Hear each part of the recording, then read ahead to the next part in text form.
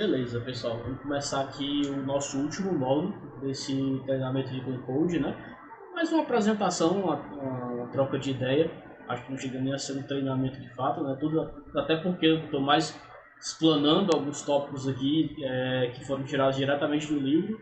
Aí algumas explicações eu tentei dar uma melhorada para ficar mais fácil de entender e converti vários exemplos para Delphi. Mas basicamente tudo que a gente viu aqui vocês vão encontrar tal e qual no livro do Clean Code, né? Eu digo isso até para encorajar que vocês leiam o livro. Eu acho que é uma leitura fantástica para todo desenvolvedor. E quanto mais experiência você tem, mais você vai ver que aquilo ali faz sentido para você. Eu tiro isso por mim. Primeira vez que eu li, estou lendo, né, na verdade.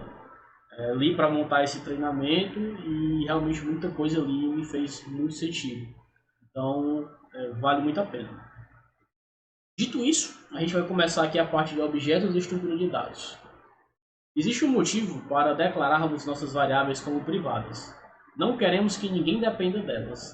Dessa forma, podemos ter a liberdade para alterar o tipo ou a implementação delas. Por que então tantos programadores adicionam automaticamente métodos de acesso getSet de seus objetos, expondo suas variáveis privadas como se fossem públicas? A abstração de dados. Vamos analisar a diferença entre os seguintes coisas, né? Aquilo ali é a introdução do capítulo, né, digamos assim, e a gente vai ver alguns casos sobre o que foi dito ali, né? Primeiramente, eu tenho esse exemplo aqui, onde eu tenho ali uma classe point e tenho um método, uma variável pública do tipo double, x e y. E eu tenho ali uma outra variável point, onde eu tenho eu tenho métodos, né, que encapsulam essas minhas variáveis x e y, e tenho ali alguns métodos que servem para eu setar essas variáveis, né? É uma forma concreta e a forma abstrata que eles chamam. Ocultando a implementação, não é só uma questão de colocar uma camada entre funções e as variáveis. Uma classe não passa suas variáveis simplesmente por meio de métodos escrita e leitura. Em vez disso, ela expõe interfaces abstratas que permitem aos usuários manipular a essência dos dados sem precisar conhecer a implementação. O que ele quer dizer com isso? Eu vou até voltar aqui para usar esse slide como exemplo. A recomendação é que a gente não exponha as variáveis que a gente cria dentro de uma classe levianamente para o usuário manipular do jeito que ele quiser, por meio de getSet. O ideal é que você tenha métodos que indiquem o objetivo da manipulação daquelas variáveis, recebam os valores e depois façam uma atribuição, obedecendo alguma regra de negócio ou algo do tipo. Por exemplo, nessa classe ponto, eu tenho ali uma coordenada x e uma coordenada y, né? E eu tenho aqui, né, nesse exemplo de baixo, né, aqui é a forma crua. Nesse exemplo de baixo aqui eu tenho ali os get e os set dessas minhas variáveis. Onde aqui os get ele retorna o valor da variável e o set ele não é um set para o x e um set para o y. O set ele é um set cartesiano, né, que é para setar os pontos cartesianos. Ele recebe o ponto x e o ponto y. Então ele indica como aquilo ali vai ser utilizado, né? Ele encapsula aquilo ali numa regra de negócio, em algo que vai manipular aqueles valores e não libera o acesso público àquela variável ou propriedade.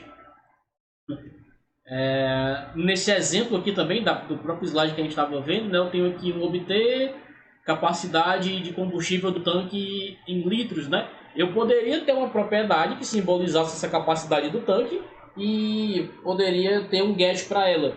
Mas em vez disso, é mais interessante eu ter uma função que me passe melhor o que é que ela está retornando, né, em relação aqui, mesmo que a variável seja exatamente o nome, inclusive, não tem problema. Poderia ser uma propriedade fuel tank capacity in gallons, né, ou então um galões de gasolina, que é o de baixo, né? Mas é interessante esse encapsulamento. Eu vou fazer um paralelo aqui para vocês com uma coisa que tem no Delphi, que é a questão de variáveis globais, que eu posso criar uma variável em um determinado local ou arquivo, e essa variável vai ser acessível por todos os arquivos que usarem aquele arquivo, em todo lugar daquele arquivo. Para dar manutenção, isso é terrível, terrível, porque muita gente pode utilizar essa variável para outros propósitos que não o que ela nasceu para fazer, e isso vai dificultar bastante na hora que você precisar isolar aquele pedaço. Eu vou dar um exemplo real. Há um tempo atrás eu criei uma ferramenta na empresa que eu trabalho, em que essa ferramenta ela instanciava as telas por meio de algumas ferramentas que eu tinha no Delphi, isoladamente para fazer uma ação. Eu abri a tela isolada. É como se eu tirasse a tela de dentro do projeto. Eu quero usar só a tela, para não ter que abrir o projeto todo. Vou fazer essa analogia. E quando eu fui fazer isso, várias telas eu tive N problemas por variáveis públicas declaradas, às vezes na principal do projeto ou em outras telas. E quando eu ia trabalhar isoladamente com aquela tela, eu tinha violações de acesso, nem compilava às vezes o projeto. Então, esse compartilhamento indiscriminado dessas variáveis entre arquivos, funções e classes não é uma coisa legal. Vai dificultar muito a tua manutenção, gera um acoplamento alto, né? Vai ter um alto acoplamento, porque tu vai ter muita dependência com outros arquivos, e isso não é nem um pouco legal. Só um minutinho, senhores, deixa eu pausar aqui a gravação. Então eu acho que nesse exemplo dá pra gente ver como pode dificultar essa questão da gente expor nossas variáveis de forma indiscriminada.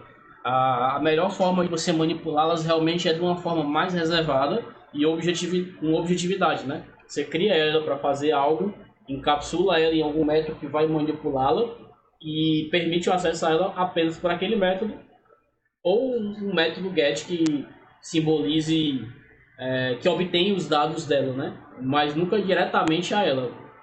Até no começo do capítulo ele fala da questão do get set indiscriminadamente. Na maioria dos projetos você vai ter classes, vai ter lá seus DTOs, que são os Data Transfer Objects, né? Vai ter as suas entidades que vão ter propriedades, e essas propriedades vão acabar tendo get set. Se você tiver uma classe que for apenas para simbolizar realmente a arquitetura de um objeto, os campos de uma entidade, é provável que ela vai ser uma classe que realmente vai ter um get set acessando diretamente as variáveis. Porque é o propósito dela, ela é feita para aquele mapeamento, digamos assim, né? Para um mapeamento objeto relacional do banco de dados, para uma transferência de dados como DTO, né? Então, nesses casos, realmente vai ficar explícito. Agora, se você tem uma classe em que o teu objetivo não é nenhum desses que eu falei, e você vai ter variáveis dentro dela, é interessante que elas só sejam liberado o acesso a elas por métodos, só seja utilizada dos seus métodos, e se precisar, cria um método get para retornar o valor dela, talvez mediante alguma coisa, né? É o interessante. Essa questão que eu acho que não é tão comum em outras linguagens, mas no Delphi eu vejo bastante, que é o poder criar variáveis em vários escopos de acesso diferentes, alguns a nível da aplicação inteira, é um terror na manutenção desse código. Então, muito cuidado com isso. Antissimétrica data-objeto. Esses dois exemplos mostram a diferença entre objeto e estrutura de dados. Os objetos usam abstrações para esconder seus dados e expõem as funções que operam esses dados. As estruturas de dados expõem seus dados e não possuem funções significativas. Eu acho que aqui... essa aqui eu vou só explicar, não tem imagem não. Quando ele fala que os objetos usam abstrações para esconder seus dados e expõem as funções que operam esses dados, é justamente o que a gente acabou de ver. São aquelas classes em que eu não vou expor os meus dados diretamente. Eu vou criar funções para manipular aqueles dados e devolvê-los, né? É muito comum em classes onde eu vou lá e instancio um objeto daquela classe e aquele objeto vai ter seus valores ali armazenados dentro dele.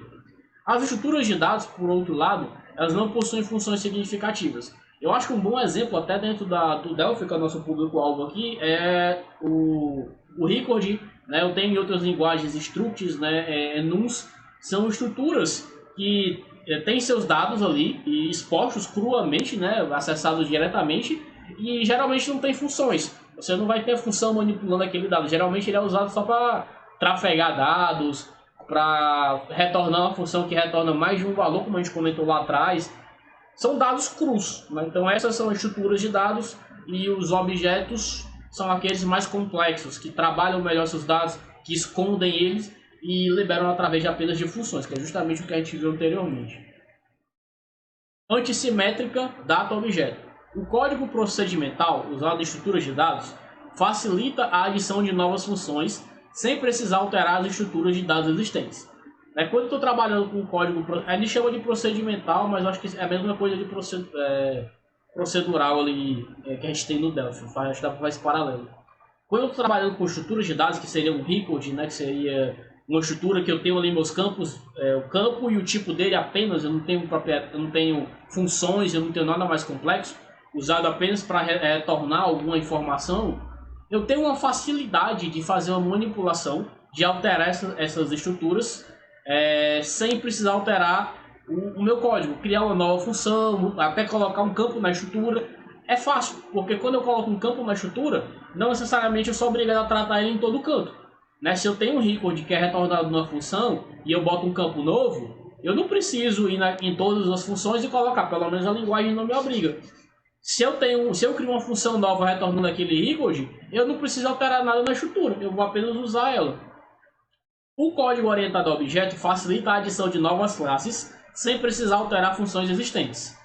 Aí o código orientado a objetos, o que é legal nele? Eu consigo criar novas classes utilizando ali herança, polimorfismo e outras técnicas, onde eu vou implementar e herdar interfaces e classes pré-existentes, aproveitar código, ter uma reutilização legal, fazer arquiteturas um pouco mais complexas, né? E às vezes escrever pouquíssimo código para implementar uma funcionalidade. Porém, né? O código procedimental dificulta a adição de novas estruturas de dados, pois todas as funções teriam de ser alteradas. Aí aqui é o problema. Quando eu estou usando a mesma estrutura, tá show. Quando eu altero ela, não tem problema nenhum. Agora, quando eu crio uma nova, eu vou ter que mudar todo o canto para usar aquela nova estrutura. É um processo manual, né? Eu criei uma coisa nova e eu quero mudar em alguns lugares, eu vou ter que ir lá e mudar manualmente. O código orientado a objeto dificulta a adição de novas funções, pois todas as classes teriam de ser alteradas. Aí aqui é o que eu falei anteriormente.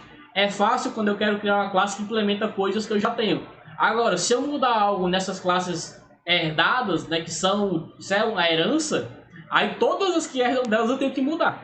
Então, assim, eu tenho pontos positivos e negativos em ambos os cenários, né?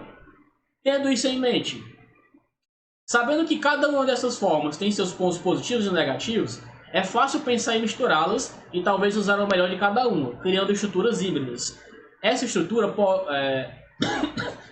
estruturas possuem funções que fazem algo significativo e também variáveis ou funções de alteração de acesso público.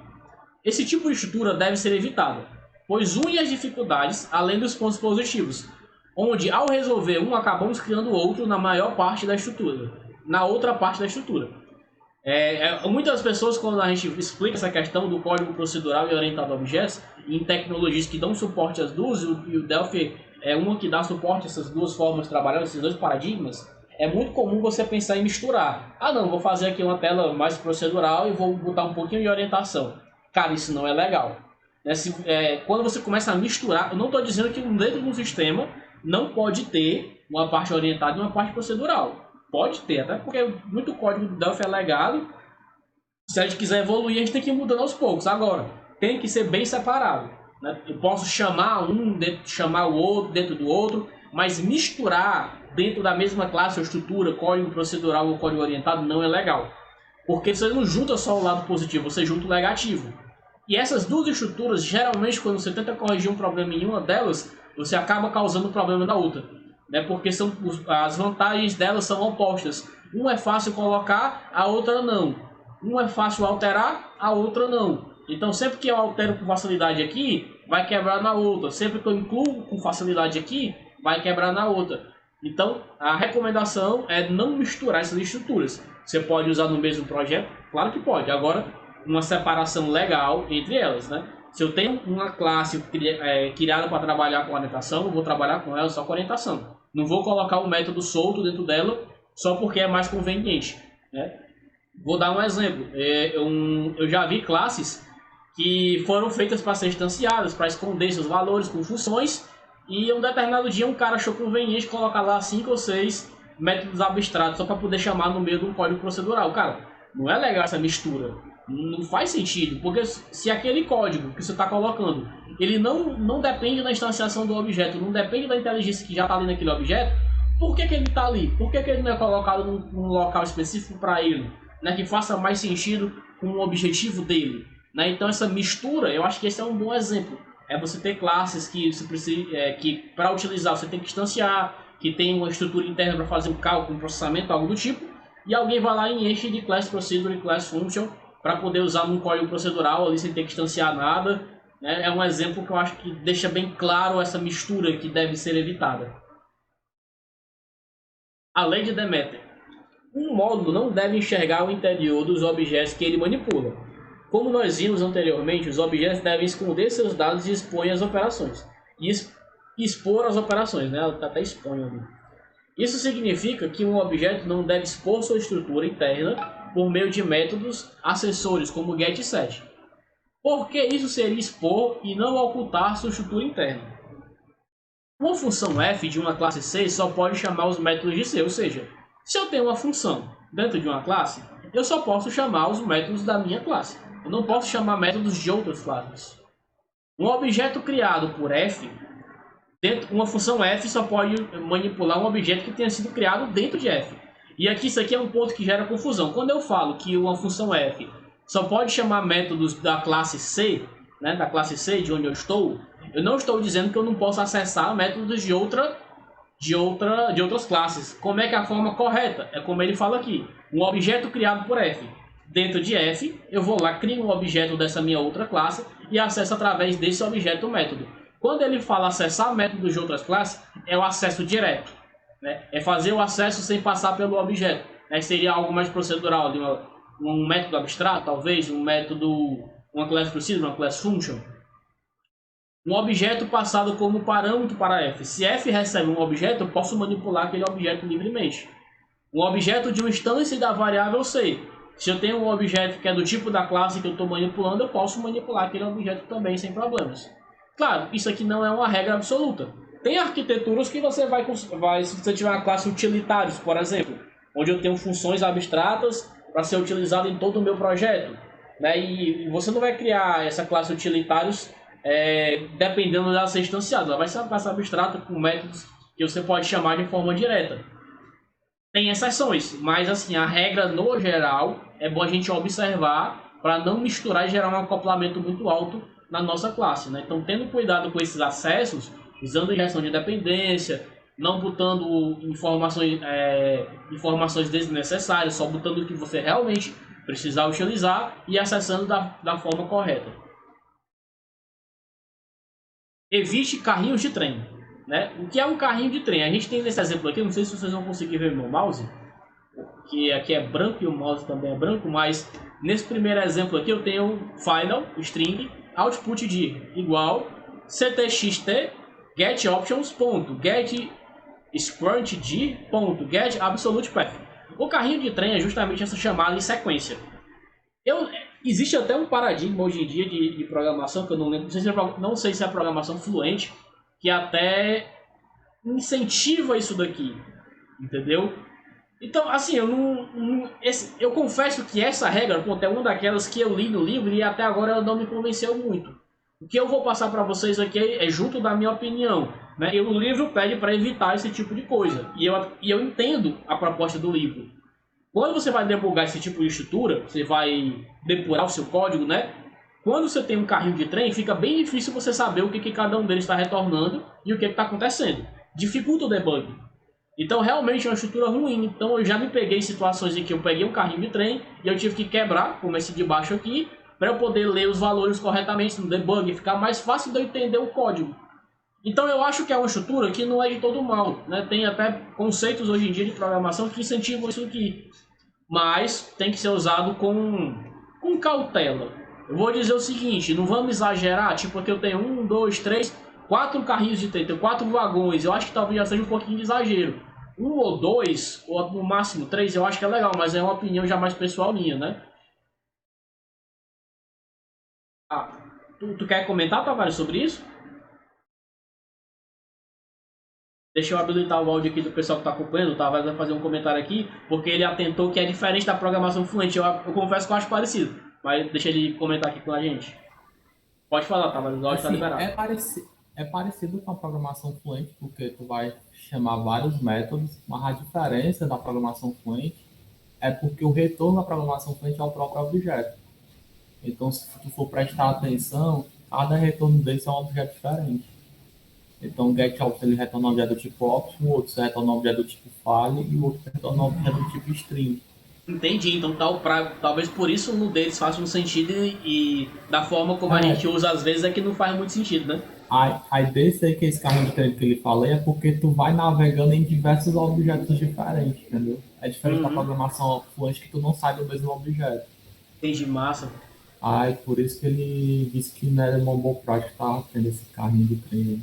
Que é a navegação entre vários objetos. Ele ficava botando ponto várias vezes com objetos Entendi. diferentes. Quando o retorno são de objetos diferentes, é que é o ruim. Quando se for o mesmo objeto, que é o que a programação fluente prega, é algo legal, né? Eu confesso que eu acho estranho, não sei se é É, porque eu sou mais do Delphi ali, mas eu entendi. É massa até a gente saber essa diferença. Eu não sabia, eu sempre confundi essa questão, porque visualmente é muito parecido, né?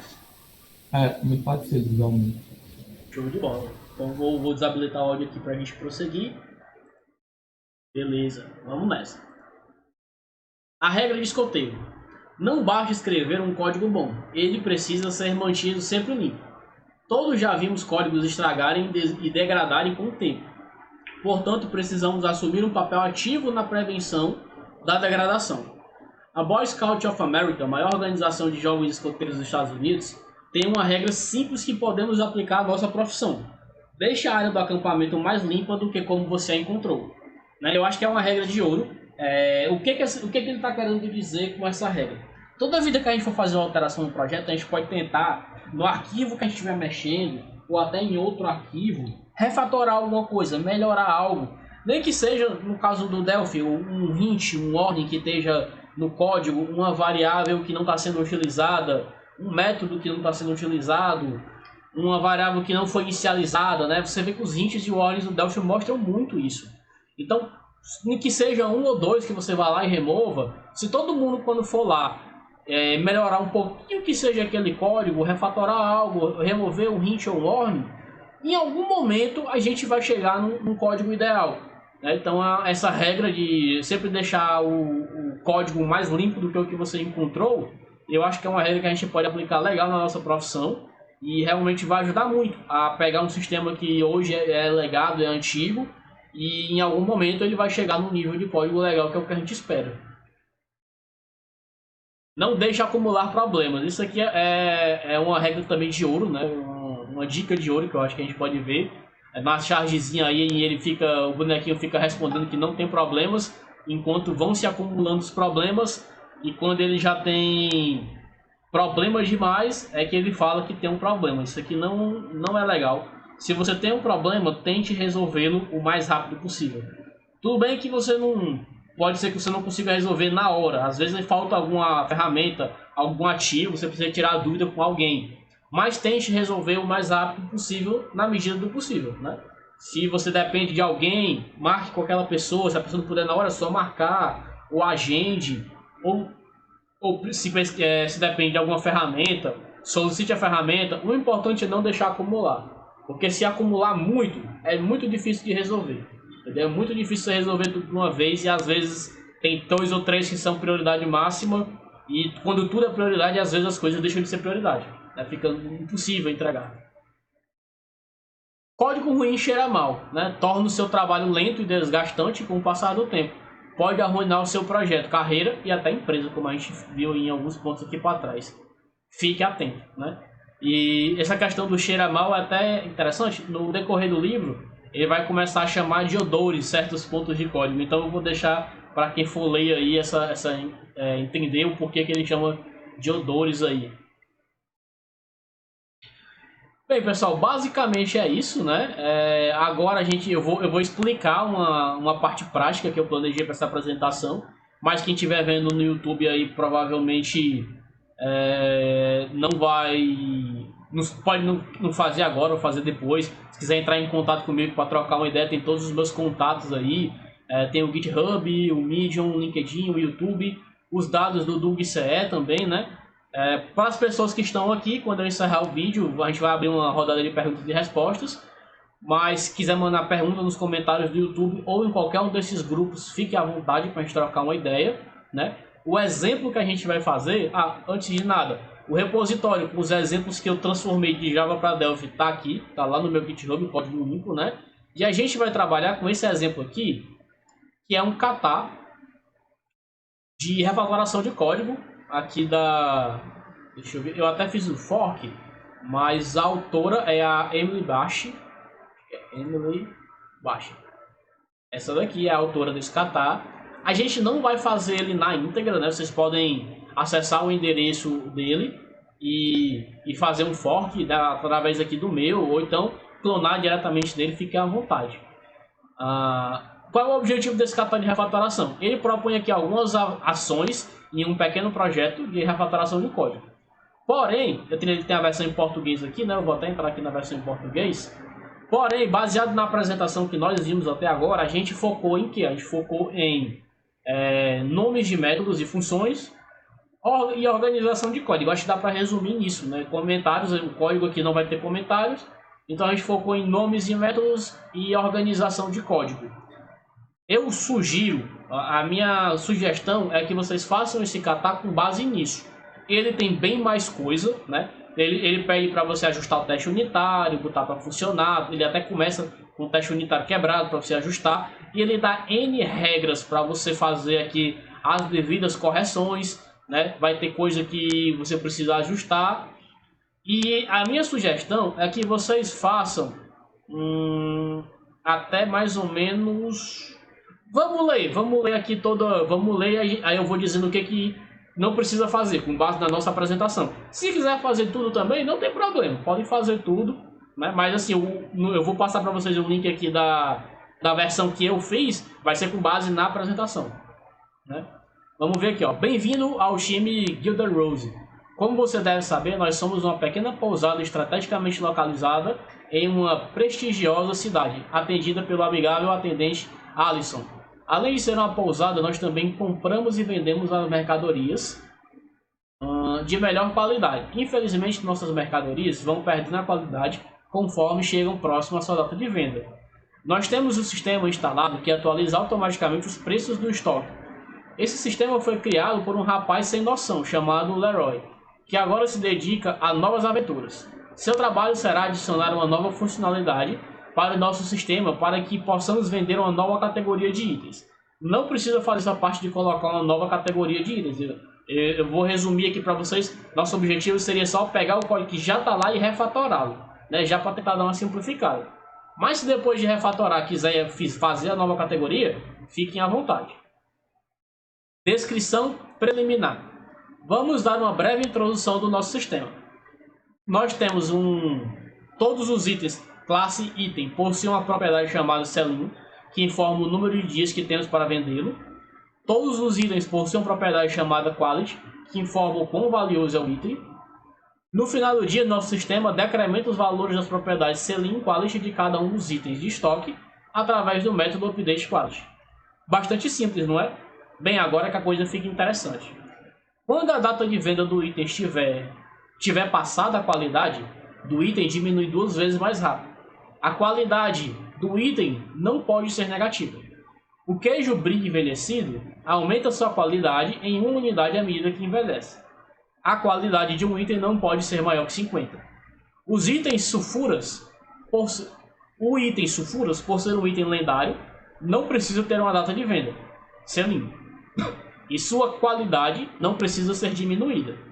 O item entrada para os bastidores, assim como o queijo brie envelhecido, aumenta sua qualidade à medida que o dia da venda se aproxima, baseado na seguinte regra: se a qualidade aumenta em 2 unidades quando a data de venda é igual ou menor a 10. A qualidade aumenta em 3 unidades quando a data de venda é igual ou menor que 5. A qualidade do item vai direto a 0 quando a data de venda tiver passado. Nós recentemente assinamos um suprimento de itens conjurados magicamente. Isso requer que nós atualizemos nosso sistema. Os itens conjurados diminuem a qualidade 2 vezes mais rápido que os outros itens. Não precisa fazer essa parte do item conjurado, beleza?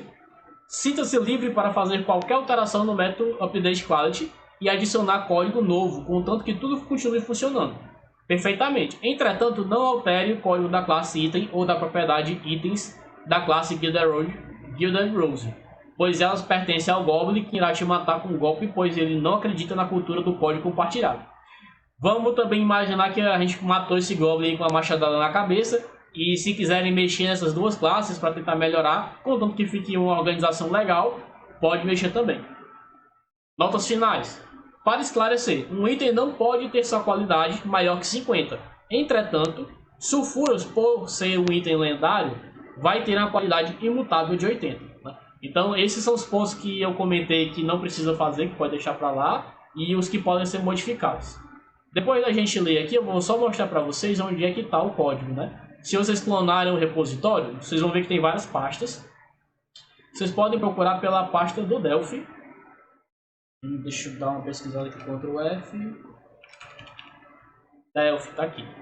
Dentro da pasta do Delphi vai ter o projeto de Delphi, né? Então aqui vocês podem abrir o projeto. Aqui vocês vão ter um arquivo .pas que vai ter lá o método atualizar a qualidade, que foi comentado, onde vai ter toda a regra. Tá vendo que está tudo dentro do mesmo método?